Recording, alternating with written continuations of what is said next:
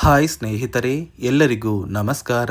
ನೋಡಿ, ಸರ್ಕಾರದಿಂದ ಕೊನೆಗೂ ಗೃಹಲಕ್ಷ್ಮಿ ಯೋಜನೆಯ ಪ್ರತಿಯೊಂದು ಫಲಾನುಭವಿಗಳಿಗೆ 3 ತಿಂಗಳ 6,000 ಹಣ ಅಂದರೆ ಮಾರ್ಚ್, ಏಪ್ರಿಲ್ ಮತ್ತು ಮೇ ತಿಂಗಳ ಒಟ್ಟು 6,000 ಹಣನ ನಾಳೆ ಮಂಗಳವಾರ ಮೇ 27 ಕರ್ನಾಟಕದ 26 ಜಿಲ್ಲೆಗಳ ಪ್ರತಿಯೊಂದು ಫಲಾನುಭವಿಗಳಿಗೆ ಸರ್ಕಾರ ಜಮಾ ಮಾಡ್ತಾ ಇದೆ. ಅದೇ ರೀತಿ ಸರ್ಕಾರದಿಂದ ಮತ್ತೊಂದು ಭರ್ಜರಿ ಗುಡ್ಡಿಸ್ನ ಕೊಟ್ಟಿದ್ದು, ಇನ್ನು ಮುಂದೆ ಗೃಹಲಕ್ಷ್ಮಿ ಯೋಜನೆಯ 2,000 ಹಣ ಬದಲು ಪ್ರತಿ ತಿಂಗಳು ನಿಮ್ಮ ಬ್ಯಾಂಕ್ ಖಾತೆಗೆ ಸರ್ಕಾರ 4,000 ಹಣನ ಜಮಾ ಮಾಡ್ತಾ ಇದೆ. ಹಾಗಾದರೆ ಬನ್ನಿ ಸ್ನೇಹಿತರೆ, ಯಾವ ಜಿಲ್ಲೆಗಳಿಗೆ ಹಣ ಜಮಾ ಆಗಲಿದೆ ಮತ್ತು ಸರ್ಕಾರದಿಂದ ಹೇಗೆ 4,000 ಹಣ ಜಮಾ ಆಗ್ತಾ ಇದೆ ಅಂತ ನಾನು ನಿಮಗೆ ತಿಳಿಸ್ಕೊಡ್ತಾ ಇದ್ದೀನಿ. ಅದಕ್ಕಿಂತ ಮೊದಲು ನೀವೇನಾದ್ರೂ ಇನ್ನೂ ಕೂಡ ನನ್ನ ಚಾನಲ್ನ ಸಬ್ಸ್ಕ್ರೈಬ್ ಆಗಿಲ್ಲ ಅಂದರೆ ದಯವಿಟ್ಟು ಪ್ರತಿಯೊಬ್ಬರು ಚಾನಲ್ನ ಸಬ್ಸ್ಕ್ರೈಬ್ ಮಾಡ್ಕೊಳ್ಳಿ, ಹಾಗೆ ವಿಡಿಯೋಗೆ ಒಂದು ಲೈಕ್ನ ಕೊಡಿ. ಹೌದು ವೀಕ್ಷಕರೇ, ಗೃಹಲಕ್ಷ್ಮಿ ಯೋಜನೆಯ ಪ್ರತಿಯೊಂದು ಫಲಾನುಭವಿಗಳಿಗೆ ಕೊನೆಗೂ ಸರ್ಕಾರದಿಂದ 3 ತಿಂಗಳ 6,000 ಹಣನ ಜಮಾ ಮಾಡ್ತಾ ಇದ್ದಾರೆ. ಅಂದರೆ ನಿಮ್ಮ ಬ್ಯಾಂಕ್ ಖಾತೆಗೆ ಮಾರ್ಚ್ ತಿಂಗಳ ಹಣ, ಏಪ್ರಿಲ್ ತಿಂಗಳ ಹಣ ಹಾಗೂ ಮೇ ತಿಂಗಳ ಹಣ ಒಟ್ಟು 3 ತಿಂಗಳ 6,000 ಹಣನ ಜಮಾ ಮಾಡ್ತಾ ಇದ್ದು, ನಿಮ್ಮ ಬ್ಯಾಂಕ್ ಖಾತೆಗೆ ನಾಳೆ ಮಂಗಳವಾರ ಮೇ 27ರಿಂದ ಸರ್ಕಾರ ಈ ಒಂದು ಹಣನ ಜಮಾ ಮಾಡ್ತಾ ಇದ್ದು, ಗೃಹಲಕ್ಷ್ಮಿ ಯೋಜನೆಯ ಹಣದ ಜೊತೆಗೆ ಅನ್ನಭಾಗ್ಯ ಯೋಜನೆಯ ಕಳೆದ 5 ತಿಂಗಳ ಪೆಂಡಿಂಗ್ ಇರುವ 2,000 ಹಣ ಕೂಡ ಪ್ರತಿಯೊಂದು ಫಲಾನುಭವಿಗಳಿಗೆ ಸರ್ಕಾರ ಜಮಾ ಮಾಡ್ತಾ ಇದೆ. ಅದೇ ರೀತಿ ಕಾಂಗ್ರೆಸ್ನ ಸಚಿವರೊಬ್ಬರು ಗೃಹಲಕ್ಷ್ಮಿ ಯೋಜನೆಯ ಪ್ರತಿಯೊಂದು ಫಲಾನುಭವಿಗಳಿಗೆ ಒಂದು ಮುಖ್ಯವಾದ ಭರ್ಜರಿ ಗುಡ್ಡಿಸ್ನ ಕೊಟ್ಟಿದ್ದು, ನಿಮ್ಮ ಬ್ಯಾಂಕ್ ಖಾತೆಗೆ ಪ್ರತಿ ತಿಂಗಳು ಗೃಹಲಕ್ಷ್ಮಿ 2,000 ಹಣ ಏನು ಜಮಾ ಆಗ್ತಾ ಇದೆ, ಈ ಒಂದು ಹಣನ ಇನ್ನು ಮುಂದೆ ಪ್ರತಿ ತಿಂಗಳು 4,000 ಹಣಕ್ಕೆ ಏರಿಕೆ ಮಾಡ್ತಾ ಇದ್ದೀವಿ ಅಂತ ಪ್ರತಿಯೊಂದು ಫಲಾನುಭವಿಗಳಿಗೆ ಒಂದು ಮಾಹಿತಿನ ಕೊಟ್ಟಿದ್ದಾರೆ. ಹಾಗಾದರೆ ನೀವು ಕೇಳಬಹುದು ಸ್ನೇಹಿತರೆ, ನಮ್ಮ ಬ್ಯಾಂಕ್ ಖಾತೆಗೆ ಹೇಗೆ ಸರ್ಕಾರ 4,000 ಹಣನ ಜಮಾ ಮಾಡುತ್ತೆ ಅಂತ. ನೋಡಿ ಸ್ನೇಹಿತರೆ, ಸರ್ಕಾರದಿಂದ ಬಂದಿರುವಂತಹ ಒಂದು ಮಾಹಿತಿಯ ಪ್ರಕಾರ ಮುಂದೆ ಬರುವಂತಹ ಒಂದು ಲೋಕಸಭಾ ಚುನಾವಣೆಯಲ್ಲಿ ನೀವು ಕಾಂಗ್ರೆಸ್ ಸರ್ಕಾರಕ್ಕೆ ಮತ ನೀಡಿ ಮತ್ತೆ ಕಾಂಗ್ರೆಸ್ ಸರ್ಕಾರ ಅಧಿಕಾರಕ್ಕೆ ಬಂದರೆ ಈ ಗೃಹಲಕ್ಷ್ಮಿ ಯೋಜನೆಯ 2,000 ಹಣನ 4,000 ಹಣಕ್ಕೆ ಏರಿಕೆ ಮಾಡ್ತೀವಿ ಅಂತ ಒಂದು ಮಾಹಿತಿನ ಕೊಟ್ಟಿದ್ದಾರೆ. ಸದ್ಯಕ್ಕೆ ಪ್ರತಿ ತಿಂಗಳು ನಿಮ್ಮ ಬ್ಯಾಂಕ್ ಖಾತೆಗೆ 2,000 ಹಣ ಜಮಾ ಆಗ್ತಾ ಇದ್ದು, ಪ್ರತಿಯೊಂದು ಫಲಾನುಭವಿಗಳಿಗೆ ನಿಮ್ಮ ಬ್ಯಾಂಕ್ ಖಾತೆಗೆ ನಾಳೆ ಮಂಗಳವಾರ ಮೇ 27ರಿಂದ ಈ 6,000 ಹಣ ಜಮಾ ಆಗಲಿದೆ. ನಿಮ್ಮ ಬ್ಯಾಂಕ್ ಖಾತೆಗೆ ನೀವು ಈ 3 ತಿಂಗಳ ಹಣನ ಪಡ್ಕೋಬೇಕು ಅಂದ್ರೆ ಸರ್ಕಾರ ಪ್ರತಿಯೊಂದು ಫಲಾನುಭವಿಗಳಿಗೆ 5 ಹೊಸ ನಿಯಮಗಳನ್ನ ಜಾರಿಗೆ ತಂದಿದ್ದು, ಈ 5 ಹೊಸ ನಿಯಮಗಳ ಆಧಾರದ ಮೇಲೆ ಪ್ರತಿಯೊಂದು ಫಲಾನುಭವಿಗಳ ಒಂದು ದಾಖಲಾತಿಗಳನ್ನ ಮರುಪರಿಶೀಲನೆ ಮಾಡಿ ನಿಮ್ಮ ಬ್ಯಾಂಕ್ ಖಾತೆಗೆ ಈ ಒಂದು ಹಣನ ಜಮಾ ಮಾಡುತ್ತೆ.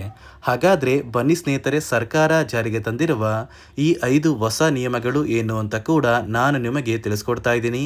ಅದಕ್ಕಿಂತ ಮೊದಲು ನಾಳೆ ಮಂಗಳವಾರ ಮೇ 27ರಂದು ಕರ್ನಾಟಕದ ಯಾವ 26 ಜಿಲ್ಲೆಗಳ ಪ್ರತಿಯೊಂದು ಫಲಾನುಭವಿಗಳಿಗೆ ಸರ್ಕಾರ ಗೃಹಲಕ್ಷ್ಮಿ ಯೋಜನೆಯ 6,000 ಹಣನ ಜಮಾ ಮಾಡ್ತಾ ಇದೆ ಅಂದರೆ, ಮೊದಲಿಗೆ ಬಾಗಲಕೋಟೆ, ಬೆಂಗಳೂರು ನಗರ, ಬೆಂಗಳೂರು ಗ್ರಾಮಾಂತರ, ಬೆಳಗಾವಿ, ಬಳ್ಳಾರಿ, ಬೀದರ್, ವಿಜಯನಗರ, ಚಾಮರಾಜನಗರ, ಚಿಕ್ಕಬಳ್ಳಾಪುರ, ಚಿಕ್ಕಮಗಳೂರು, ಚಿತ್ರದುರ್ಗ, ದಕ್ಷಿಣ ಕನ್ನಡ, ಧಾರವಾಡ, ಗದಗ, ಕಲಬುರಗಿ, ಹಾಸನ, ಹಾವೇರಿ, ಕೊಡಗು, ಕೋಲಾರ, ಕೊಪ್ಪಳ, ಮಂಡ್ಯ, ಮೈಸೂರು, ರಾಯಚೂರು, ರಾಮನಗರ, ಶಿವಮೊಗ್ಗ, ತುಮಕೂರು, ಉಡುಪಿ, ಉತ್ತರ ಕನ್ನಡ ಮತ್ತು ಯಾದಗಿರಿ ಈ 26 ಜಿಲ್ಲೆಗಳ ಪ್ರತಿಯೊಂದು ಫಲಾನುಭವಿಗಳಿಗೆ ಸರ್ಕಾರ ಗೃಹಲಕ್ಷ್ಮಿ ಯೋಜನೆಯ ಒಟ್ಟು 3 ತಿಂಗಳ 6,000 ಹಣನ ಜಮಾ ಮಾಡ್ತಾ ಇದ್ದು, ನಿಮ್ಮ ಬ್ಯಾಂಕ್ ಖಾತೆಗೆ ಮೇ ತಿಂಗಳು ಮುಗಿಯುವಷ್ಟರಲ್ಲಿ ಪ್ರತಿಯೊಬ್ಬರು ಈ 6,000 ಹಣನ ಪಡ್ಕೋತೀರಾ. ನೋಡಿ ಸ್ನೇಹಿತರೆ, ಈ ಬಾರಿ ಸುಮಾರು 1 ಲಕ್ಷಕ್ಕಿಂತ ಅಧಿಕ ಫಲಾನುಭವಿಗಳ ಬ್ಯಾಂಕ್ ಖಾತೆಗೆ ಸರ್ಕಾರ ಗೃಹಲಕ್ಷ್ಮಿ ಯೋಜನೆಯ ಹಣನ ಜಮಾ ಮಾಡ್ತಾ ಇಲ್ಲ. ಕಾರಣ ಏನು ಅಂದರೆ, ನಿಮ್ಮ ಬ್ಯಾಂಕ್ ಖಾತೆಗೆ ಡಿಬಿಟಿ ಮೂಲಕ ಹಣ ಜಮಾ ಮಾಡುವಂತಹ ಸಂದರ್ಭದಲ್ಲಿ ಸರ್ಕಾರ ಸಾಕಷ್ಟು ಫಲಾನುಭವಿಗಳ ಒಂದು ಬ್ಯಾಂಕ್ ಖಾತೆಗೆ ಹಣ ಜಮಾ ಮಾಡೋದನ್ನು ಕ್ಯಾನ್ಸಲ್ ಮಾಡಿದೆ. ಯಾಕಂದರೆ ಇತ್ತೀಚೆಗೆ ಹಣಕಾಸು ಇಲಾಖೆ ಜಾರಿಗೆ ತಂದಿರುವ 5 ನಿಯಮಗಳ ಆಧಾರದ ಮೇಲೆ ಪ್ರತಿಯೊಂದು ಫಲಾನುಭವಿಗಳಿಗೆ ಸರ್ಕಾರ ಈ ಒಂದು ಹಣನ ಜಮಾ ಮಾಡ್ತಾ ಇದ್ದು, ಯಾರೆಲ್ಲ ಫಲಾನುಭವಿಗಳು ಈ ನಿಯಮಗಳನ್ನ ಪಾಲಿಸಿಲ್ಲ ನಿಮ್ಮ ಬ್ಯಾಂಕ್ ಖಾತೆಗೂ ಕೂಡ ಹಣ ಜಮಾ ಆಗೋದಿಲ್ಲ. ಹಾಗಾದರೆ ಬನ್ನಿ ಸ್ನೇಹಿತರೆ, ಸರ್ಕಾರ ಜಾರಿಗೆ ತಂದಿರುವ ಆ 5 ಹೊಸ ನಿಯಮಗಳು ಏನು ಅಂತ ನಾನು ನಿಮಗೆ ತಿಳಿಸ್ಕೊಡ್ತಾ ಇದ್ದೀನಿ. ನೋಡಿ ಸ್ನೇಹಿತರೆ, ಮೊದಲನೆಯ ಒಂದು ನಿಯಮ ಬಂದು ಸಾಕಷ್ಟು ಫಲಾನುಭವಿಗಳು ಹೊಂದಿರುವಂತಹ ಒಂದು ರೇಷನ್ ಕಾರ್ಡ್ ಏನಿದೆ, ಆ ಒಂದು ರೇಷನ್ ಕಾರ್ಡ್ನ ಮನೆಯ ಸದಸ್ಯರ ಪ್ರತಿಯೊಬ್ಬರ ಒಂದು ಆಧಾರ್ ಕಾರ್ಡ್ನ ನಿಮ್ಮ ರೇಷನ್ ಕಾರ್ಡ್ಗೆ ಕಡ್ಡಾಯವಾಗಿ ಲಿಂಕ್ ಮಾಡಿಸ್ಬೇಕು. ಅಂದರೆ ಈ ಒಂದು ಲಿಂಕ್ ಮಾಡಿಸುವಂತಹ ಒಂದು ಪ್ರೊಸೀಜರ್ಗೆ ಸರ್ಕಾರ KYC ಅಂತ ಕರೀತಾರೆ. ನಿಮ್ಮ ರೇಷನ್ ಕಾರ್ಡ್ಗೆ ಇನ್ನೂ ಸಹ KYC ಆಗಿಲ್ಲ ಅಂದರೆ ನಿಮ್ಮ ಬ್ಯಾಂಕ್ ಖಾತೆಗೆ ಸರ್ಕಾರ ಮುಂದಿನ ದಿನಗಳಲ್ಲಿ ಗೃಹಲಕ್ಷ್ಮಿ ಯೋಜನೆಯ ಹಣನ ಕ್ಯಾನ್ಸಲ್ ಮಾಡುತ್ತೆ. ಅದೇ ರೀತಿ ಎರಡನೆಯ ಒಂದು ನಿಯಮ ಬಂದು ಸಾಕಷ್ಟು ಫಲಾನುಭವಿಗಳು ಕಳೆದ 3 ತಿಂಗಳಿಂದ ಸರ್ಕಾರದಿಂದ ಬರ್ತಾ ಇರುವಂತಹ ಒಂದು ರೇಷನ್ ಏನಿದೆ, ಅಂದರೆ ಉಚಿತ ಅಕ್ಕಿ ಏನಿದೆ, ಈ ಒಂದು ರೇಷನ್ನ ಪಡ್ಕೋತಾ ಇಲ್ಲ. ಒಂದು ವೇಳೆ ಕಳೆದ 3 ತಿಂಗಳಿಂದ ನೀವು ರೇಷನ್ನ ಪಡ್ಕೊಂಡಿಲ್ಲ ಅಂದರೆ ಸರ್ಕಾರ ನಿಮ್ಮ ಬಳಿ ಇರುವಂತಹ ಒಂದು ರೇಷನ್ ಕಾರ್ಡ್ನ ಕ್ಯಾನ್ಸಲ್ ಮಾಡುತ್ತೆ. ನಿಮ್ಮ ರೇಷನ್ ಕಾರ್ಡ್ನ ಸರ್ಕಾರ ಕ್ಯಾನ್ಸಲ್ ಮಾಡಿದರೆ ನಿಮ್ಮ ಬ್ಯಾಂಕ್ ಖಾತೆಗೆ ಗೃಹಲಕ್ಷ್ಮಿ ಯೋಜನೆಯ ಹಣ ಇರ್ಬೋದು ಮತ್ತು ಸರ್ಕಾರದಿಂದ ಬರುವಂತಹ ಒಂದು ಸೌಲಭ್ಯಗಳನ್ನ ನೀವು ಕಳ್ಕೋಬೇಕಾಗುತ್ತೆ. ಅದೇ ರೀತಿ ಮೂರನೆಯ ಒಂದು ನಿಯಮ ಬಂದು ನೋಡಿ ಸ್ನೇಹಿತರೆ, ನಿಮ್ಮ ಬಳಿ ಇರುವಂತಹ ಒಂದು ಆಧಾರ್ ಕಾರ್ಡ್ ಏನಿದೆ, ಆ ಒಂದು ಆಧಾರ್ ಕಾರ್ಡ್ನ ಕಳೆದ 15 ವರ್ಷಗಳಲ್ಲಿ ನೀವು ಯಾವುದೇ ರೀತಿಯ ಒಂದು ತಿದ್ದುಪಡಿನ ಮಾಡಿಸಿಲ್ಲ ಅಂದರೆ ನಿಮ್ಮ ಬ್ಯಾಂಕ್ ಖಾತೆಗೆ ಸರ್ಕಾರ ಗೃಹಲಕ್ಷ್ಮಿ ಯೋಜನೆಯ ಹಣನ ಕ್ಯಾನ್ಸಲ್ ಮಾಡುತ್ತೆ.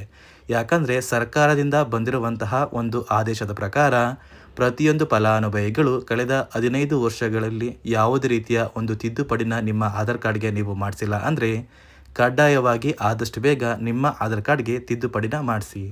ಅದೇ ರೀತಿ ನಾಲ್ಕನೆಯ ಒಂದು ನಿಯಮ ಬಂದು ನಿಮ್ಮ ಕುಟುಂಬದ ಒಂದು ವಾರ್ಷಿಕ ಆದಾಯ 7 ಲಕ್ಷಕ್ಕಿಂತ ಕಡಿಮೆ ಇರಬೇಕು.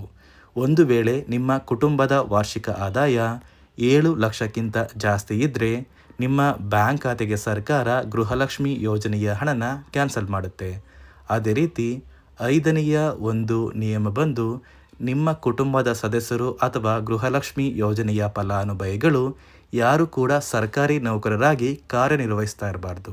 ಒಂದು ವೇಳೆ ನಿಮ್ಮ ಕುಟುಂಬದಲ್ಲಿ ಯಾರೇ ಆಗಿದ್ರೂ ಸರ್ಕಾರಿ ನೌಕರರಾಗಿ ಕಾರ್ಯನಿರ್ವಹಿಸ್ತಾ ಇದ್ದರೆ ನಿಮ್ಮ ಬ್ಯಾಂಕ್ ಖಾತೆಗೆ ಗೃಹಲಕ್ಷ್ಮಿ ಯೋಜನೆಯ ಹಣ ಕ್ಯಾನ್ಸಲ್ ಆಗುತ್ತೆ.